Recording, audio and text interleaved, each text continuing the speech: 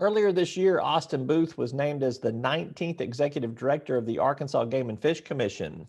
He is an outdoorsman with an impressive military record as well as a wide range of governmental experience. We talked about the challenges facing the commission. Well, Austin, thank you so much for joining us. Want to just kind of off the top, it's the first time you and I have had a chance to do an on-camera interview. We've had a chance to visit several times. What made you interested in this job, and kind of where do you see yourself taking the agency now that you've had time for your listening tour to go around the state and gather some comments from some folks? Tell me what you've got in the works. Sure, that's a great question, Roby, and thanks for having me. So the first reason that I pursued this position was that I was born and raised in Lonoke County. And like I've been telling people since July and even before that the formative years of my life, if my head wasn't in a book or helping my dad down at shop, it was in a John boat sitting on a 5-gallon bucket or in a deer stand. And I just gained an immense amount from the Arkansas outdoors. And because of that, from the Arkansas Game and Fish Commission. The second reason was that I want the exact same thing for my kids, to see them enjoy the very best that Arkansas has to offer in the outdoors. And the third reason was I had spent about 8-9 years in the Marine Corps, so learned a lot about leadership, learned a lot about how to work at the intersection of government and budget. And when you combine all of that stuff with my passion for the outdoors, it seemed to be a very natural fit. Well, Arkansas is an outdoor state. We're putting a lot more emphasis on that. The governor has created this, the Office of Outdoor Recreation to work with the agencies across a myriad of channels there. What do you think is the economic potential that we're not tapping into? What do you think that we could be doing more of? Do you see some needs out there or some opportunities out there that we could be capitalizing more on our outdoors? Sure. Well, anytime we talk about fish and game, whether that's deer, turkey, trout, largemouth bass, it always comes back to habitat. If you look at what whitetail deer has done since 1996, we've gone from an annual harvest of about 90,000 to last year we had a record-setting harvest of 216,000 whitetail deer. And so when we talk about the room to grow that we have on the fish and game side, it always comes back to habitat. So we want to grow all the habitat that we have, so more Arkansans from all over the state can get outside and enjoy, like I said, the very best that the state has to offer. But there's lots of people in Arkansas that don't necessarily call themselves a hunter or an angler, but they're a huge part of supporting conservation, and we need to better meet them where they're at, whether they're paddle boarders or kayakers or mountain bikers, and we have much room to grow there going forward. All right, interesting. You said you are very familiar with the intersection of government and budget, so let's talk a little finances here. Lots of challenges for Game and Fish Commission. There's fewer people demographically that are kind of growing into that space that are going to take those licenses up in the generations to come.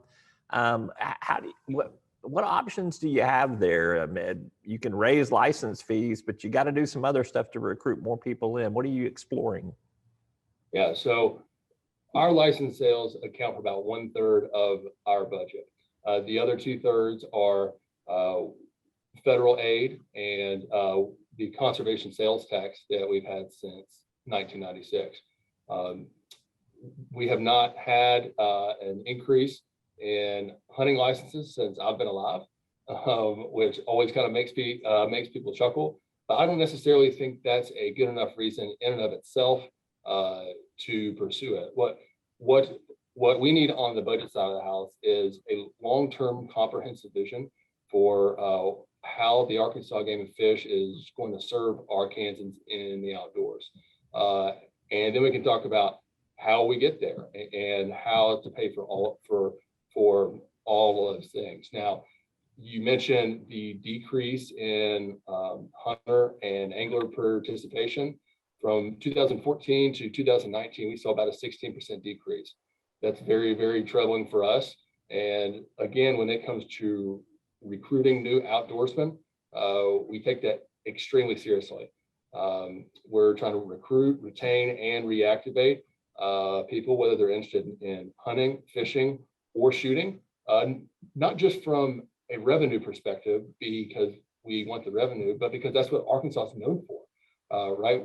We're the natural state, and as I've articulated my vision since July 1st, one of the things that I always mention core to my vision of common man, common woman conservation is the fact that we're not just conserving fish, we're not just conserving animals or their habitat, we're ultimately conserving the outdoor character of our state. And as we look forward towards like what the vision of the Arkansas Game and Fish is going to be, what we're going to do for conservation, to bring that to folks all over the state, that's what we're ultimately conserving. You mentioned the three-legged stool that you guys kind of operate on. You've got the conservation sales tax, the 8-cent portion that you receive. You've got the license fees, and you've got some federal help. Is there anything in the federal infrastructure plan that might lend itself to something that the state of Arkansas Game and Fish could benefit from? We certainly hope so, Roby. If you look at kind of the first iteration in the CARES Act, the second iteration being the American Rescue Plan Act, ARPA, and now the infrastructure bill, one of the unifying themes that we've seen behind this just robust expansion of federal funding is that the devil's in the details. And oftentimes it's the CFRs, the federal regs that largely constrain what we're able to do with those dollars. So we're looking forward to the guidance that comes out. I had a fairly productive meeting this afternoon with the Army Corps of Engineers, and we hope that there will be some flood mitigation projects that we can undertake going forward. If you had to prioritize your needs for repair or replacing right now, what's at the top of your list? Yeah, at the top of the list would be our Green Tree reservoirs.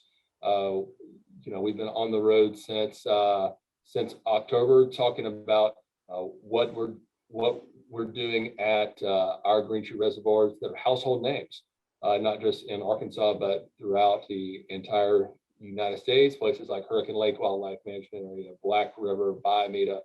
And we have twofold problem there. One is our infrastructure is 50 to 60 years old that was not designed to keep up or even manage the amount of rainfall that we've been getting the past few years. And then in addition to that, that's led to some pretty serious forest health conditions.